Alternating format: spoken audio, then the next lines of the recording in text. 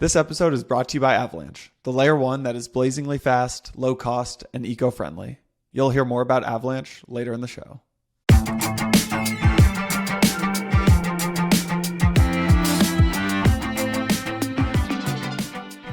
All right, everybody. We got Santiago back in action.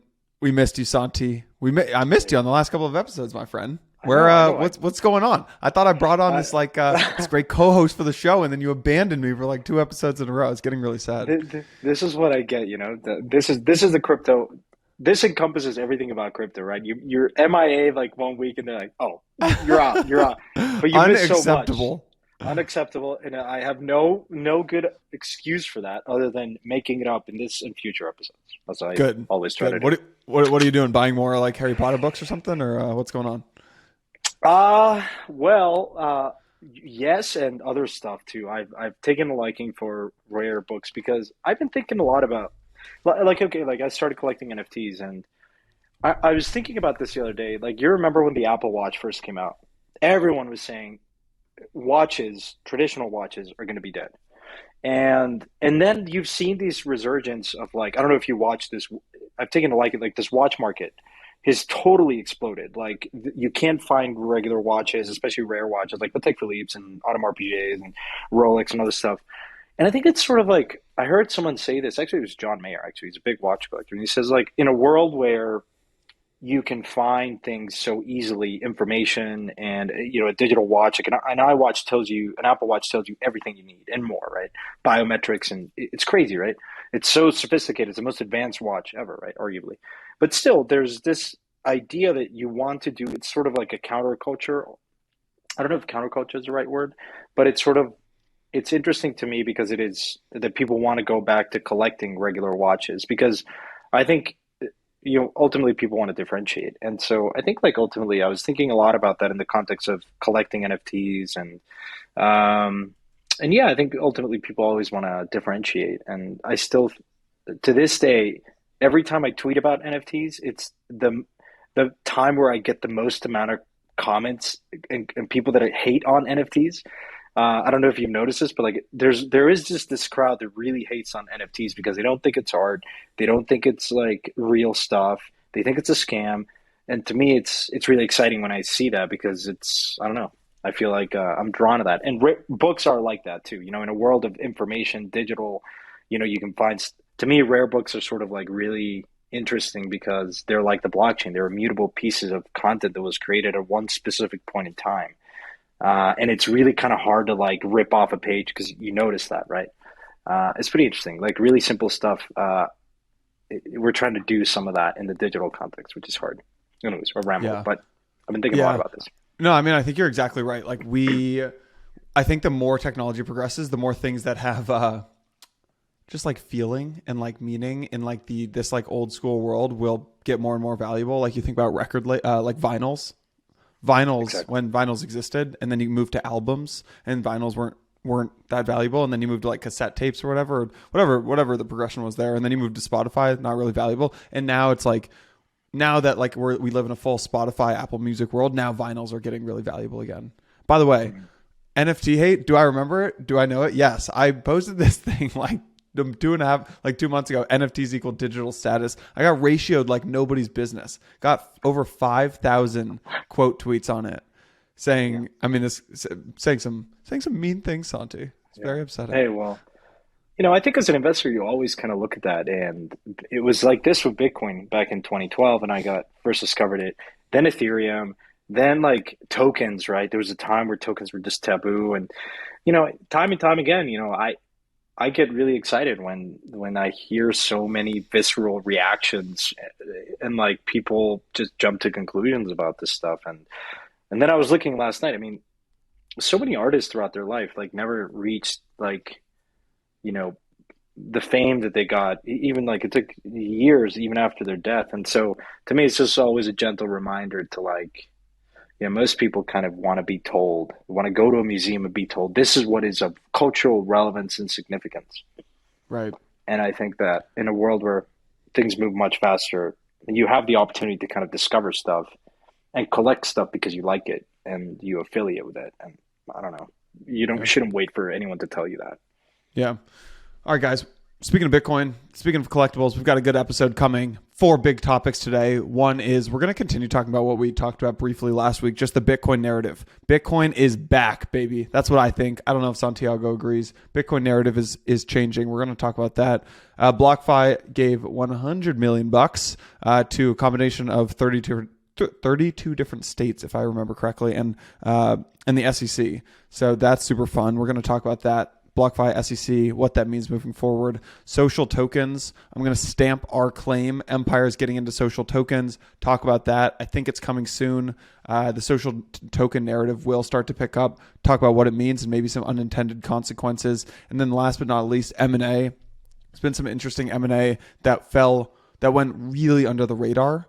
And I think that it should have been talked about more. So we're going to talk about DeFi native M&A, then obviously get into the news, big money stories, big NFT stories, a little bit of politics, a little bit of TradFi, getting into the metaverse and stuff like that. But before we do, marketing team is going to get pissed at me if I do not shout out permissionless. I know you guys hate this. I actually know you guys hate this because I've gotten DMs about stop shouting out permissionless, but we added a noteworthy new speaker, Chris Dixon. You guys probably know Chris Dixon over at Andreessen Horowitz. Chris is now going to be speaking at Permissionless. So if you guys haven't snagged your ticket, we just dropped 250 more. I think we've sold like 210 out of the 250. So this batch will sell out pretty quickly. Big shout out to Chris if you're listening. Thanks for jumping into the episode or into the conference. So Santi, first things first, Bitcoin narrative. Bitcoin's narrative has changed a lot over the years, right? It used to be this like payments mechanism. For a long time, Bitcoin was this, we thought Bitcoin would be this like money on the internet, right?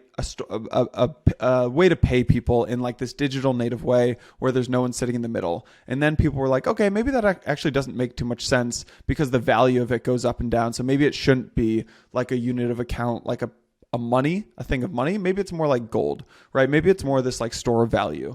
And people are like, okay, maybe that's true. Maybe it's not true. And then March 2020 hits and the Fed starts printing all this money and everyone's like, oh shit. Yeah, that's right. Store of value narrative. Absolutely. Let's lean into that. Store of value, digital gold, inflation hedge. Boom. That narrative takes off. And now what's happening is the narrative is starting to change to censorship, where Bitcoin is becoming kind of the symbol of like anti-censorship and things like that. And it's important to remember Bitcoin does not change, right? There's no CEO of Bitcoin. There's no CMO of Bitcoin. No one's changing the narrative of Bitcoin internally. Bitcoin doesn't do anything. Bitcoin is just a thing with 21 million Bitcoin. But depending on where there is institutional overreach, that tends to dictate the narrative, right? So when the Fed is overreaching, that tends to drive home the store value narrative. Now, when folks like Canada is overreaching with this like GoFundMe thing and maybe censoring some of the bank accounts of folks that were tied to the trucker quote unquote freedom convoy, that is institutional overreach. And that drives oftentimes the Bitcoin narrative. What are your thoughts on Bitcoin's narrative switching from, or I guess adjusting or moving from this store value narrative to a censorship narrative? Here to stay, short-term thing? What are your thoughts here? No, I think it's, first of all, that observation is very, very on point, and I agree with it.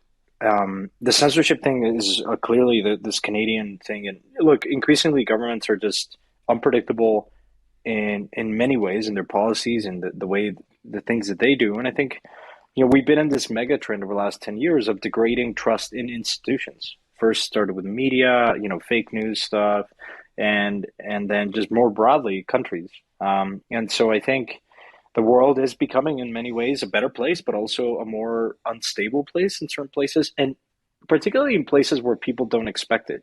We talked about like in the US, like Ray Dalio came out saying like, and other smart people have come out and say, look, there is a credible risk of civil war in this country. The inner US is very different to the coast, and there's growing inequality, and time and time again, we learned throughout history, governments, anytime you have too much power in the hands of few people, it gets corrupted. And so I think the narrative around censorship is going to become increasingly important as governments just, like, who would have thought sitting here today that Canada would just come out with this type of, new policy, which allows, I think, correct me here, Jason, that any bank can just freeze your assets without like due process, without just reasonable cause, like it just freeze your account. And And I think that's really worrying. That's really concerning. And so, um, yeah, I think it's more of like the appreciation that people have. I think the shift of a narrative from payments to store of value was more dramatic. This is more, what do you value more? I mean, ultimately, gold is censorship in some capacity because I guess you can store it and use private security, but still you have it in a sovereign place, like in a country, right? Unless you have it like in a yacht in international waters, right? But it's kind of hard, right? But I do think that, more and more people are going to value the censorship piece because I don't know if a government like Canada comes out doing crazy stuff like this, then you're left wondering, who's next? Right. Right. I mean, I think that's the exact point. I don't think it's all about like Bitcoin has always been a censorship hedge for folks in developing nations. And I don't think that's ever changed, and that's always been the case. But yeah, what happened in Canada is the Prime Minister said under the Emergencies Act, banks can immediately freeze or suspend bank accounts without a court order and will be protected from civil liability. And I think what's crazy here is not that happens, because we know that happens all over the world. Right, your family's from South America, if I remember correctly, or Mexico. Like that happens all the time in places like South America. And I think what's crazy here is that it's the fact that it's Canada doing this, right? I think it's not that the narrative is shifting from inflation hedge to censorship hedge. It's that the narrative is shifting in the Western world, right? I think today and this week and this month, the Western world is waking up to the fact that beyond anything else, Bitcoin is this censorship hedge. And it just, I don't know. It just, and then today, actually, the FBI, there's an announcement today. The FBI is forming a national cryptocurrency unit that's entirely focused on seizing virtual assets like Bitcoin, right? And I think there's always been this thing like, yeah, this would never happen in America, right? You're being paranoid. And even I've said that. And now I'm kind of, I don't know, I'm reminded of that quote from the Lutheran pastor in Germany, right? And this was where he said, like, first they came for the socialists and I did not speak out because I was not a socialist. And then they came for the trade unionists and I did not speak out because I was not a trade unionist. And then they came for the Jews. And again, I did not speak out because I was not a Jew. And then they came for me and there was no one left to speak for me. And obviously that's a really powerful quote and is more related to like Nazi Germany. But it just reminds me that like eventually, I mean, yeah, this narrative of Bitcoin. It's like the thing is, anytime you allow a government to take, it's sort of like you move the fence and you keep pushing and pushing and pushing. And look, I mean, you've seen it with COVID. I mean, some governments, like people living in Australia and some of these places, like policies are getting pretty crazy, right? If you're not vaccinated, and they're really encroaching on personal freedom and the right to just roam around, and it's kind of concerning, right? And it's happening across the world. I'd say like places like, to my knowledge, Austria and Australia and to some extent New Zealand. And I understand the need to like control COVID, but people are power hungry and you give them a little bit and they're not going to stop there. And so I would do wonder, where does this all stop? And the nice thing about the US though is that it's always valued like this like individual states do have more autonomy. I think people are very skeptical of the government. Like just culturally, I think this very much still exists in the US. The ability to bear arms, I think, is still,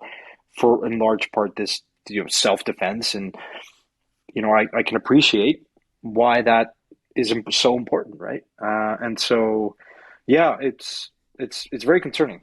I don't think it's just singular to COVID. I think once governments see the ability to really kind of implement these type of policies, then are they going to stop just there? And when does it ever stop for COVID too? I mean, it's like, okay, we're probably, pandemics become, milder, but at some point, do we, it's sort of like you remember this. I mean, this was the whole Snowden thing, right? After 9/11, the government started implementing a lot of surveillance policies to protect the national defense. But then does that give you the ability to like snoop in at every single person's calls and emails? And like, where do you at some point draw the line of striking a right balance between national security and privacy? Right. And that was a whole Snowden case, right? And I think we're seeing that now in other policies across the world. Yeah, yeah. And I think it gets scary when you have things like what happened in Canada yesterday. The Canadian Justice Minister, David Lametti, says that if you're part of a pro-Trump movement, you should be worried about your bank account being frozen by the government, right? And so really quickly, like this becomes, you just can't do that, right? I don't care, what folks think about Trump, or if you're a liberal or Democrat or conservative or Republican, or where you fall in the political party. You are entitled to a bank account in a place like Canada and in a place like the US. Everybody should have access to something like a bank account. And for the government to be able to freeze your bank account based on what your political views are, that seems really, really scary. And I think Bitcoin is about to tie into this narrative and be a way for people to opt out of the system. And so I am personally getting quite bullish on Bitcoin right now after probably a 6-month lull of finding it maybe a little bit boring as all this NFT and DeFi stuff was going on. I'm starting to rethink about how much Bitcoin should I have, as it does feel like it's primed for a big breakout right now. Look, I mean, I think someone to watch. I've started to notice and hear from people in Canada. There's a mini run of the bank, especially people that are concerned, protesters, people that pro-Trump folks, and so no different than like Cyprus. These things escalate and spiral out of control pretty quickly. So something to monitor next week. I mean, how much of this is going to affect the banking system and where are those funds going to go? Well, naturally, we know the solution to that. You put it in Bitcoin rails or you put it in stablecoin. Right? Now you have a stablecoin, right? When Cyprus did this, when there was a run of the bank in Cyprus back in, I think, 2014 or so, Bitcoin rallied so hard. But in this case, you have other alternatives like stablecoins that you could, like maybe not USDC, but other alternatives, maybe DAI, okay, not perfect, but like others, Frax and Rye and a bunch of others, right? Right. So, and this comes on the back, we'll move past the Bitcoin stuff in a sec, but this is right on the back of, Russia, the Russia news last week with calling Bitcoin money or currency, KPMG buying Bitcoin, the El Salvador Bitcoin bonds, right? Just today, El Salvador announced that they're considering raising an additional $4 billion through these Bitcoin bonds. And then I think earlier this week, or maybe even today, Ukraine announced that they were making Bitcoin legal in the country. So just really interesting stuff, something to keep an eye on. Moving past Bitcoin, BlockFi. BlockFi is a company actually just that's really near and dear to my heart because I've just seen Zach and Flory grow the thing from, I think I met Zach and Flory when they probably had like two employees or like 3 or 4 employees. And I remember sitting in the room actually at Pomp's office at Morgan, back when he was still at Morgan Creek in New York. This was probably 2018 maybe. And, I think Pomp was investing in like their seed round then, and Zach and Flory walked out of the room, and Pomp looks at me and goes, "That's going to be one of the biggest companies in crypto." And I was like, "Okay, sure, Pomp." And sure enough, BlockFi's had a tremendous amount of success, and just like hats off to Flory and Zach. And what happened this week was a little, I think there's an optimistic and a pessimistic take on it, right? So what happened is BlockFi announced on Monday that it would seek SEC approval for accounts that pay clients high yields for lending out their crypto as part of a record $100 million settlement with federal and state securities watchdogs. And I think basically how this breaks down is that the SEC is giving, or BlockFi is giving the SEC $50 million, and it's giving some other states like $50 million. I've got some thoughts, but actually I'd love to hear what you think about this and what you think, what are the second order impacts of this, and just what you think of the settlement case and things like that. Sort of like that old adage, right? Ask for forgiveness, not permission. Feels to me like they've been unfairly punished. I mean, who's getting hurt here? To me, that's like the simple answer. Who is getting hurt in this case? Like anytime, look, I appreciate regulation in crypto is not straightforward. But I think if there's one guiding principle, one North Star is consumer protection. Make sure that people don't get hurt. And there's a lot of benefit and consumer surplus that is being created in crypto. I believe it. I think you believe it. It's hard to argue against that. Okay, there are scams. I understand that. That's not inherent to crypto. There are, there should be more lack of understanding, disclosures around, look, not everyone should be like margin trading and leverage. Like, I understand those products.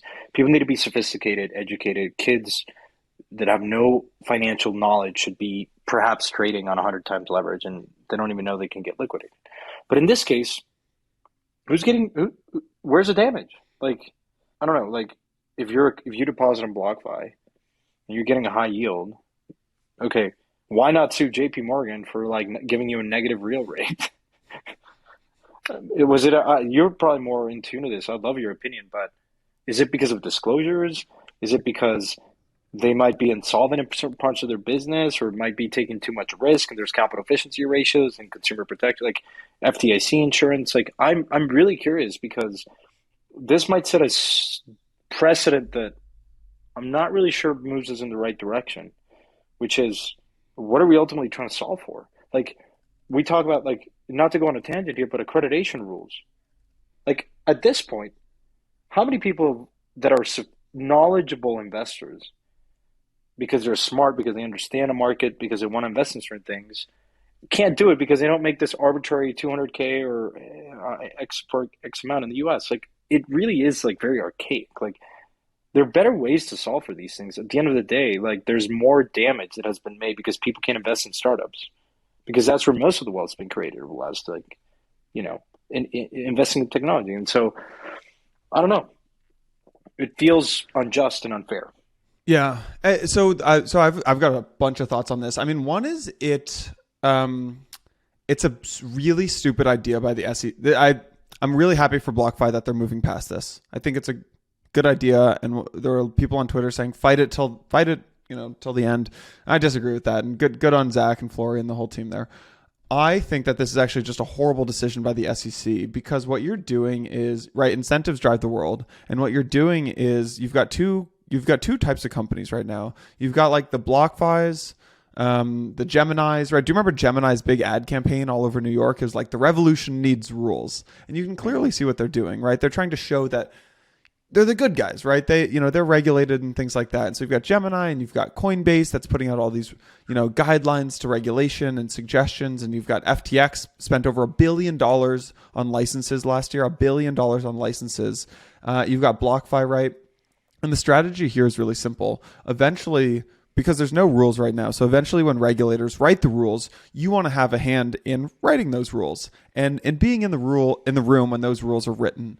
And that's the strategy by someone like a BlockFi or a Gemini or an FTX or a Coinbase. And then there's the opposite strategy, which is DeFi. DeFi is basically saying, oh my God, we're staying as far away as possible from these folks. We're going to launch our product and then race to decentralize so you can't touch us. And what the SEC is saying right now is that they're coming after the folks who are trying to be the good guys here. They're coming after the folks who are saying, look, we're working with you guys. You just haven't given us the rules, right? And so to me, it's just like you're incentivizing all of the wrong things if you're the SEC. And I think by doing this, the SEC is tipping. If I'm a founder, right, what you're telling me as the SEC to do is you're going to push me and my company into decentralization, and you're basically escalating conflict just because of the incentives that you're setting up here. Yeah, I don't know. I again, this is why teams have left the U.S. So many U.S. based investors can't invest in startups, and I call it ICOs, which is kind of a taboo word. But like, where's the damn, like, I don't know. I really do struggle to understand the motivation. I think any legal framework and rules need to adapt, and ultimately they need to just protect people from doing things. And it's felt to me for a while that U.S. based investors have been at a disadvantage for a long time in crypto. And builders, not just the investors. Yeah. And builders now. And so, I mean, Do Kwon, we invited Do Kwon to come speak at Permissionless. He's like, why would I set foot on American soil? It's like, why would I come? He's like, yeah, of course I want to be at Permissionless. And he's like, but when I went to Masari's mainnet, I got subpoenaed. Or just got served, whatever. So yeah, got served. Yeah. I mean, I do not understand. So let's just put things into context, right? The average bank interest rate is effectively 0.06, 0.03%. And in this case, you have to assume, okay, the BlockFi interest account is mostly for knowledgeable people that own some crypto. And I've used it. And full disclosure, I'm an investor in BlockFi. So, and I've used it. I've used your product. And I think it's a good product. You deposit some Bitcoin, Ethereum, and you get some interest, right? Which is orders of magnitude higher, 4, 5, 10%, right? Where's the damage? I really do want to understand, like, what was the motivation. I understand they want to register something. They've offered it without registration. And so Okay, maybe it's a process issue, but it feels like a really high fine for a startup that employs a lot of people, that has created a lot of benefit for folks. I mean, even before DeFi, you're not taking okay, maybe you're definitely taking some risk, right? BlockFi is a custodian. They're taking possession of your crypto, which is a whole, like, we can argue that that's good or bad. They've also, lent out that crypto to other people to go long grayscale products. And there's a whole Sure. controversy around the solvency of BlockFi as a company, and they keep raising money. I don't want to get into that necessarily, just for the sake of this discussion. It's really just more, are they finding them? And I'd love to understand this. Are they finding them because they've somehow figured out that BlockFi is not really a solvent institution? Like, banks need to have a capital ratios, solvency ratios, based on Basel rules that were really have been tightened over the years since the global financial crisis, where Lehman went down and some other institutions went down, saying, look, banks need to be safer institutions and can't take this amount of risk. And so there's regulators come in and regularly inspect their operations and their solvency ratios.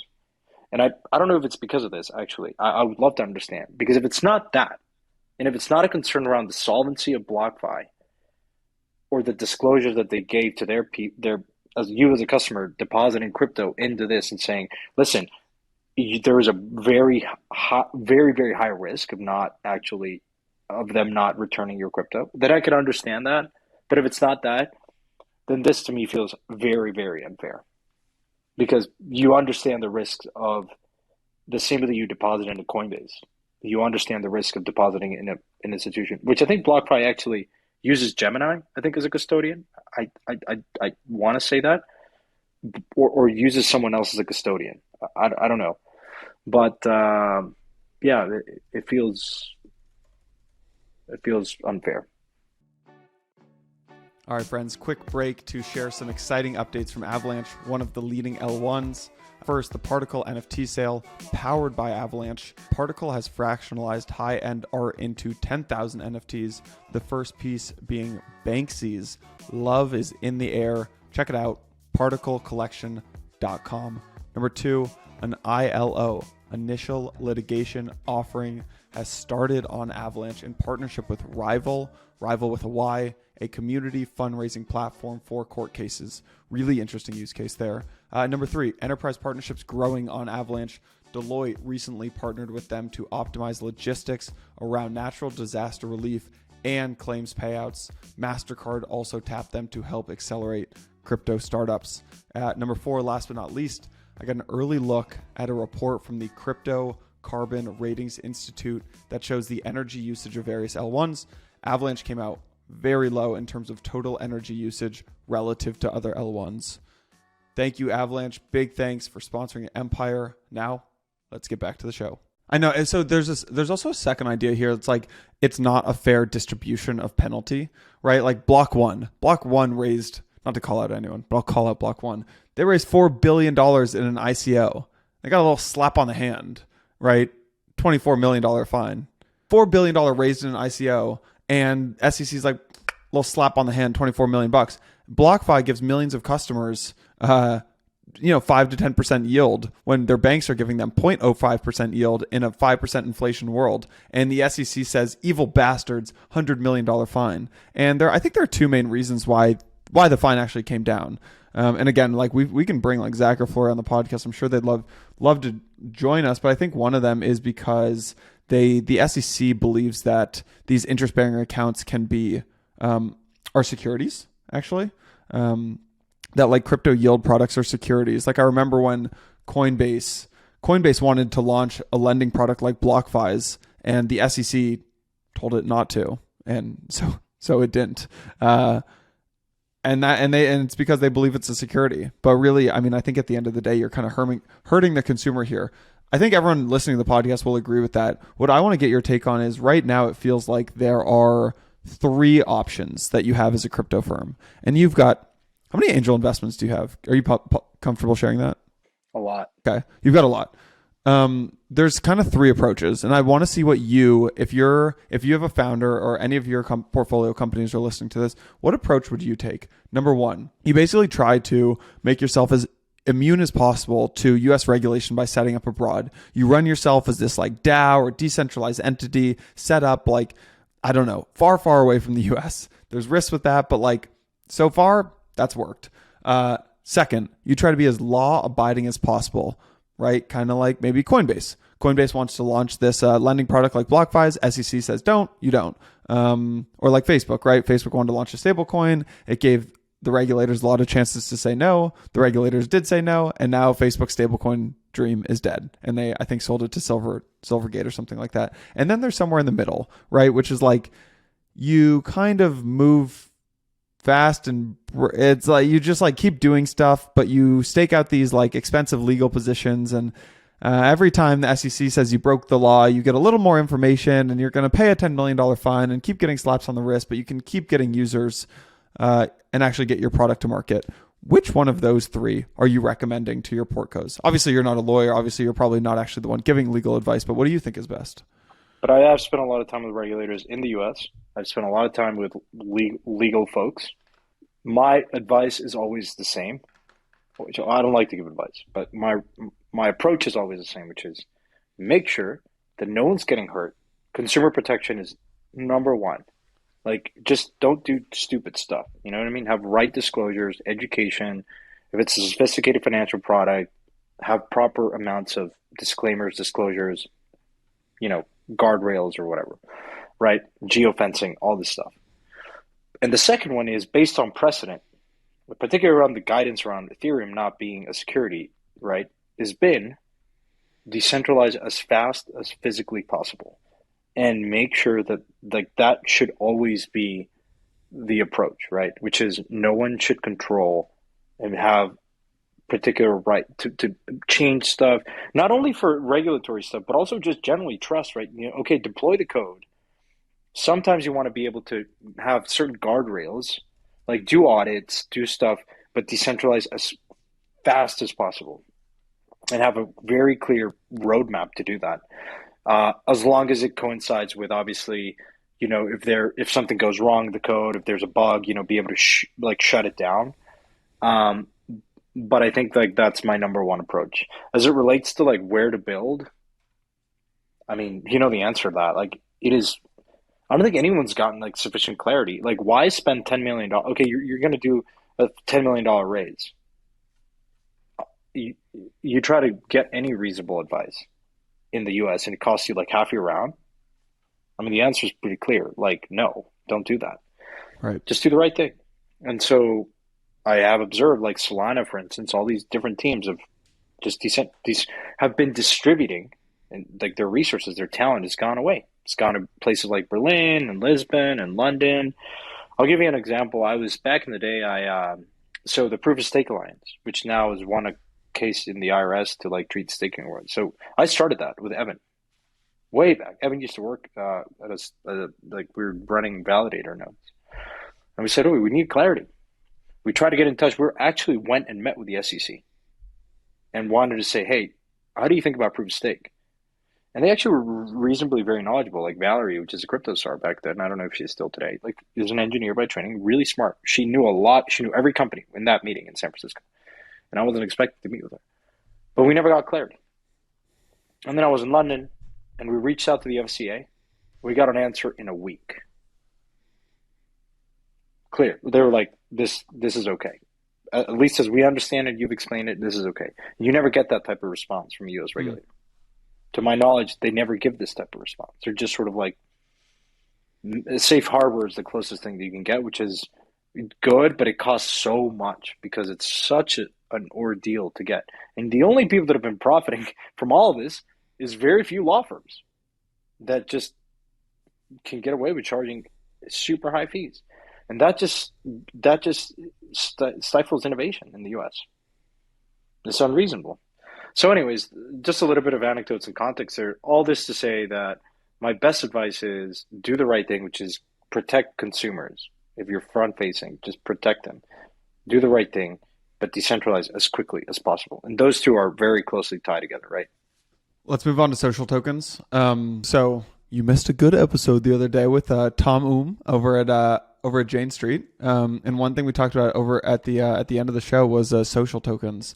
And so I guess there are two, just to set the narrative here and set the tone. Like there are two types of social tokens, right? There's like community social tokens, and that might be maybe a friends with benefits where like you buy the token and you get access to the community. That's not what I'm talking about here. I'm talking about like personal creator tokens. It hasn't really taken off. There's been like false starts, right? It's like like Alex did it. Alex Massmedge, whatever his name is. I like that guy. Coin Artist did it to incentivize engagement, connect with the fans. Rack built a platform and kind of direct distribution channel through. Actually, I think his personal token is the first personal token to get listed on Coinbase, which is pretty cool. But personal tokens basically allow you to are just tokens centered around people, right? And they allow, they essentially you're allowing someone or speculators or the market to go long or short a person. And the way that the world works right now, you're allowed to go long. You're kind of like morally allowed to go long or short people through startups and companies they built and their merch and art and things like that. But like you can't directly buy or sell someone, right? And that almost sounds weird. It's like no, sir, that sounds like slavery. Well, okay. Well, no. Well, to be fair, no, but that's what I'm getting at. There's like a moral. There's like a moral. There's like there's just some things that we don't accept as society, right? And that where it's kind of like you just don't do that. And social tokens, I think, are going to be one of those things where it's like that just feels like something we don't want to do, but we're definitely going to do it anyways because we love speculation and things like that. Here's where this. Actually, let me before I jump into it. What do you think? What do you think of social tokens? What's your prediction for social tokens this year? So I think there will be very different types of social tokens. I think we need better standards. I spoke with Alex back in the day, and I think he's deprecated his token. And I asked him like, what rights does this token confer upon holders? Is it what is it, like student loans? There's a very specific type of product. Like this is like Lambda School, right? Lambda School essentially is for anyone that you can loan. You can essentially, I think, support students. They're going to get technical training, and then there's like a guaranteed payment stream, right? They're going to give you 10% of their earnings for X amount of years to repay the loan and then some, right? And you get a certain return, and it can be pretty attractive, right? It's like a high yield. It's like sort of like a very risky type of loan. Fine. Okay. I get it. By the way, do you know that Lambda School flips that to hedge funds? Yeah. No, it's a massive market, right? It's a really interesting product. And I actually like that model more so than like student loans of the U.S. government, which, is very problematic. ISA, income sharing agreement. ISA, income sharing agreement. Exactly. ISA. So I think like, initially, I was like, okay, fine. Like a social token an ISA can be expressed as a social token. The issue, though, is how do you enforce it? And I told Alex, okay, like, he's like, oh, well, like I just, in good faith, I'm just going to like give people back whatever I make over the next 5 years. And I said, well, how do I verify that? How do I know that? How do I know you don't have side hustles? Now, imagine a world where everything that you do is on chain. Your actions, you get paid on chain, everything, there's a very specific wallet.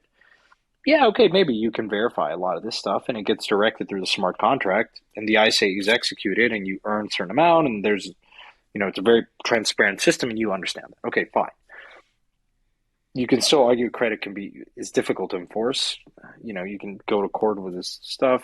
Blockchains and digital signatures are increasingly acknowledged and it's sort of an open law, like you can go to court with this stuff, right? I don't know. I struggle to see this version of the world playing out. Maybe I don't know, it's too messy. Where I do think it's sort of more in the direction that things are going to express themselves is like NFTs, right? If you're an artist, you issue NFTs, that's kind of like your social token, like that's your currency, like you have your loyal fans that they can trade. So I actually experimented with this in December.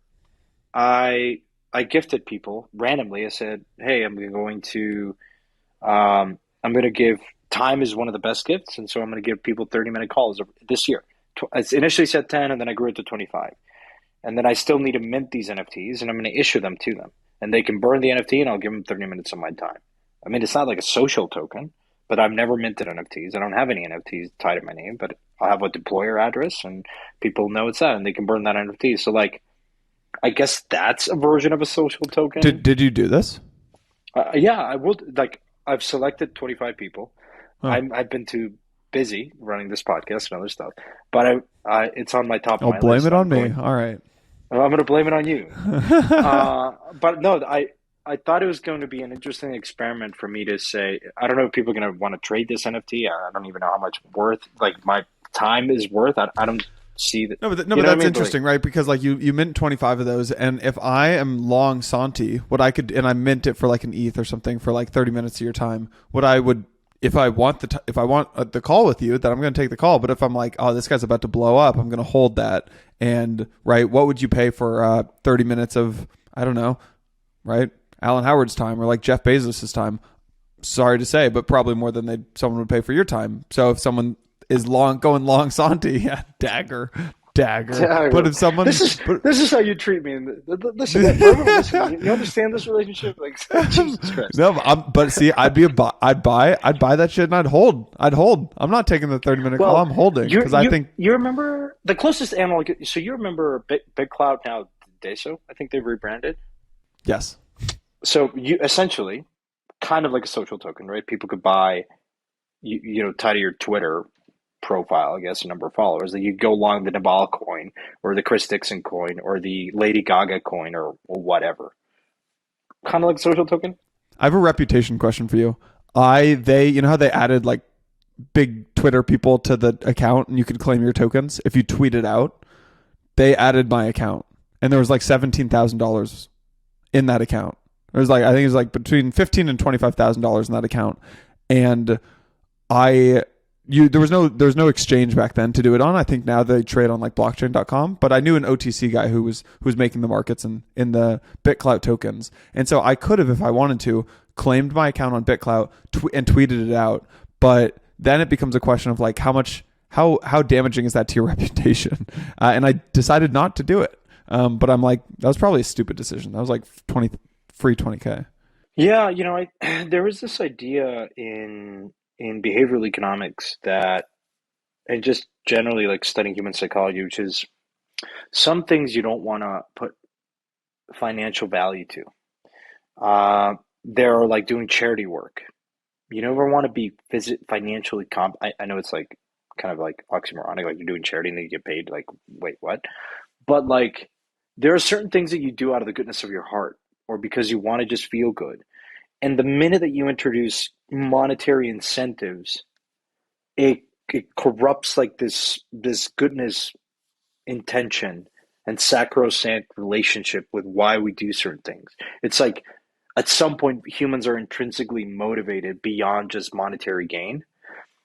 And it does put into question in the social context, like Steam It, right? Or like, what was this platform? Like, I tweet because I find stuff interesting and I love engaging with people. And I don't tweet because I want to make money. Like, you know what I mean? Like, don't pay me for my tweets. It feels dirty. I don't know. I'm not but certainly some influencers do it. But I feel like people notice that. And I think it corrupts the goodness of why we somehow just intrinsically do things. And I worry that that's going to be the case about social generally, not just social tokens, just social applications where you have a very clear token and value that is being transacted over things that sometimes you don't want to have. You don't want to know what your tweets are worth. You know what I mean? Like like I don't want to get there. I don't want to cross that line. Some do, but others don't. All right, so let me play out a couple scenarios here. Here's the good use case of social tokens. I love actually what you said about Lambda School, right? If I'm like 22 and I just graduated college and I want to launch a startup or something like that, or like I want to get in, or maybe I'm 18, I want to go to a college that's really expensive and I don't have the funds to go. I can issue social tokens in myself, and that maybe gives a dividend for the next 5 years of my life or something based on my earnings. If I make 100K out of college, I give back 10% of that to the token holders for the next 5 years. And maybe there's upside on the token, something like that. That's one use case. Another maybe positive use case is, are you on Instagram, Santi? Or like are you on Instagram? No, very rarely. Okay. Well, let's maybe take music because I know you like music. There's basically, you know that feeling with your friends where you find an artist or a musician really early and you're like, I found them, and then they blow up and you're like, I found them early. Or it's like, I don't know, it's like that with Instagram accounts too. It's like I was following that person when they had like 2,000 followers. Now they have like 2 million. It's like I found that, and like that is a connection, right? You love showing that off. And what if there was a way to basically bet on that per person? And so that's kind of the upside of social tokens. But see, but that should be an NFT because an NFT represents when you discover them. Okay, you can prove that, okay, in your wallet you have the token and you bought Ethereum in 2014. What's the difference Okay, between great. NFTs and social tokens? Why are we? What's the? No.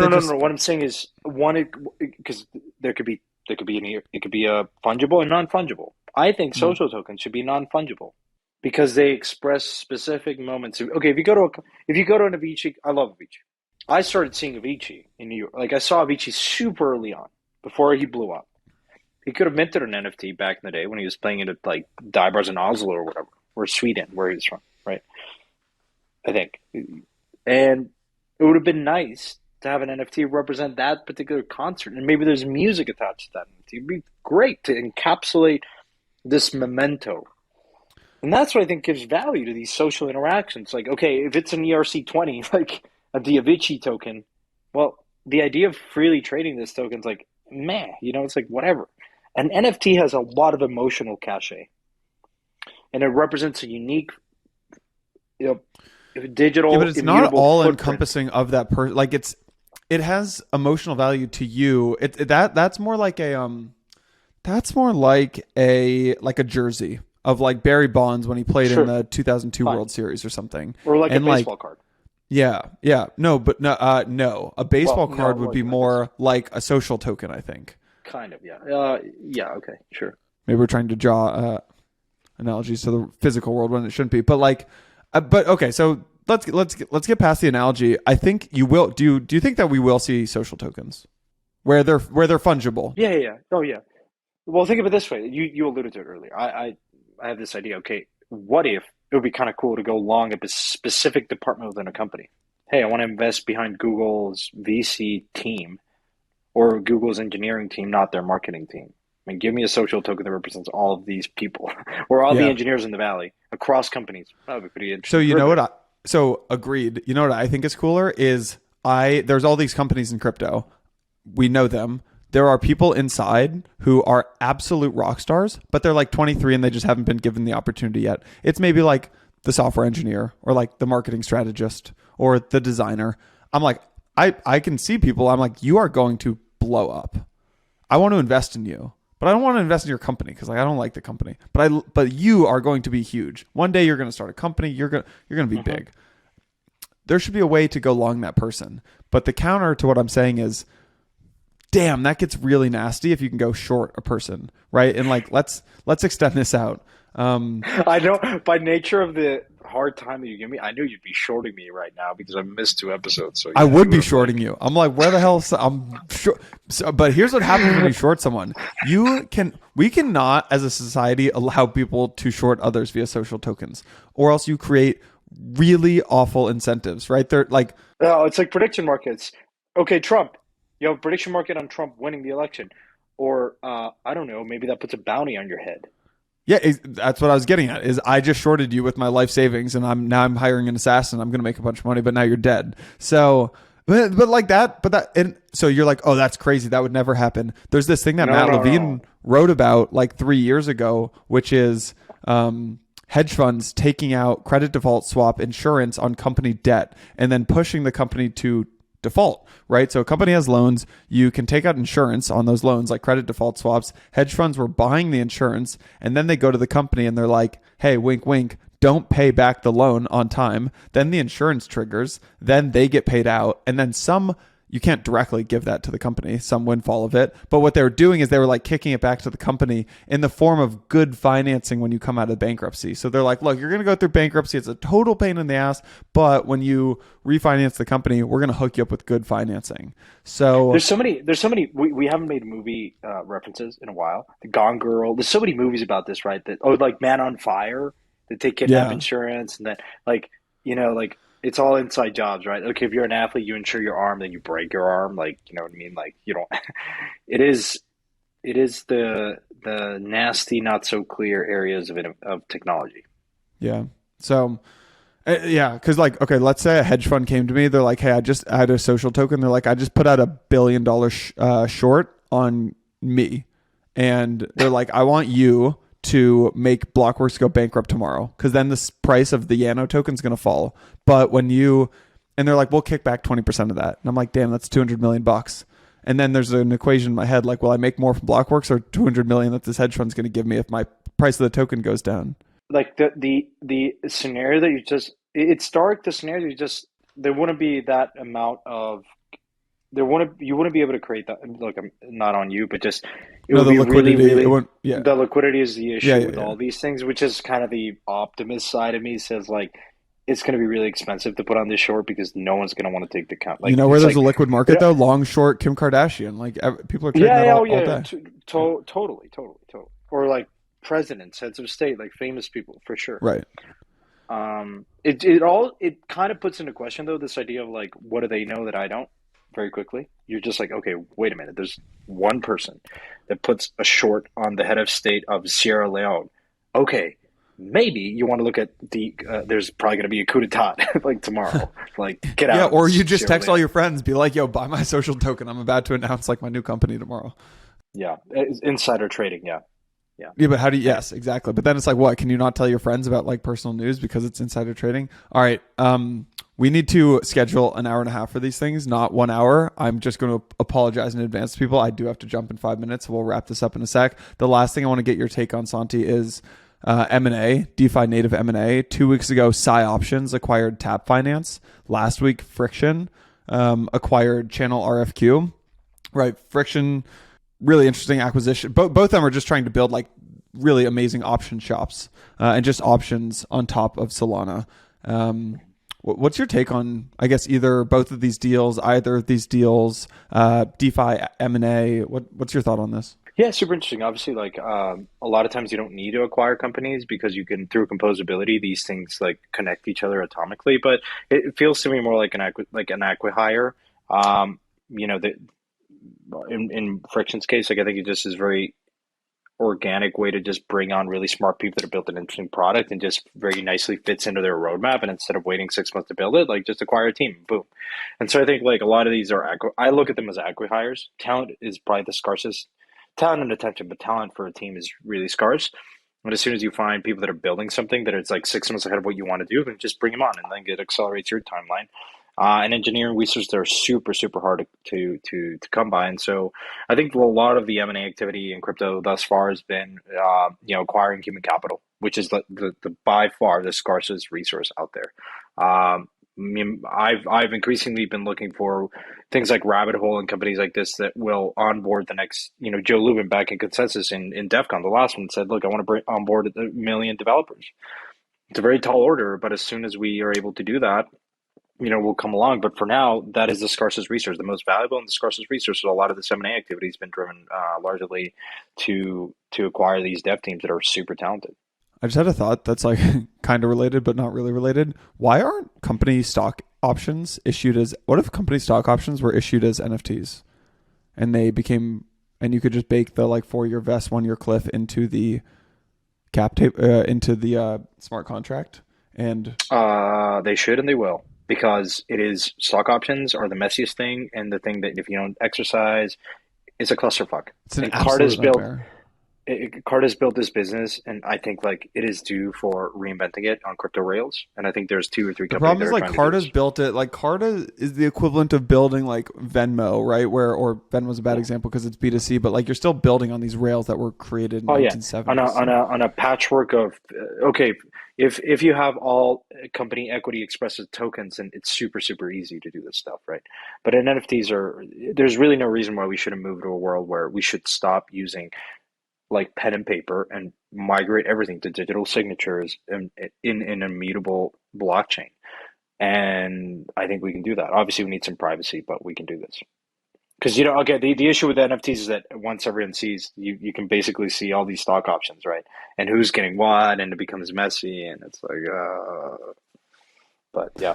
Oh, transparency inside companies, such a bad thing. I know. Private. Okay. One interesting thing about the DeFi acquisitions is there's starting to be a disconnection between public and private markets. So for the last 12 months, basically public and private markets were kind of moving in lockstep, and both markets were just like wildly pumped up. And then what's happening is now the public markets are getting hit, and especially tech stocks are getting dinged. And the private markets, the earlier you go, the more uncorrelated they are. So like so what happens is like the public private crossover funds, like the big Tigers and Altimeters and things like that, they're just like their public stuff gets hit, and then like their late stage privates, like the Series D and Series E, they have to kind of knock those at a little bit of a haircut. But when you go back to like the seed stage rounds, those still have not taken a haircut at all. But eventually that probably should trickle down, but we'll see, right? Private markets inherently over the last like 15 years are, maybe forever, I don't know, are valued higher than public markets. Does this relationship exist in company equity versus public tokens of companies? Like, is there this relationship in crypto? Yeah, well, two things. One, the 20 million standard Y Combinator deal is now 50, at least in crypto. Like, smart teams now raising at 50 first round. It's gone up materially, or 30. And I think that might come down in a bear market. That will come down for sure. But it's been pretty big disconnect. Like, raising at first check 50 million is really high. Like, I was investing in stuff like a year and a half ago at like 10, 5. You know what I mean? Like, how do all of a sudden I understand there's inflation, but come on, like that's pretty high to me. Right. And there has been a disconnect. I think, like, obviously, you know, Bill Ty said on an episode, and I believe it, which is I've always felt super comfortable investing in really smart teams that have a reasonably low burn rate at the first check in.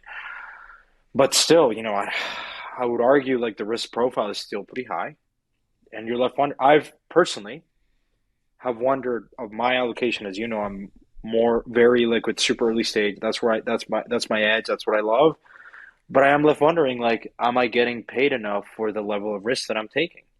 And sometimes, like, going long ETH or Bitcoin right now is not, I don't know, like, that's always the comp, right? Because outperforming ETH and Bitcoin is the benchmark.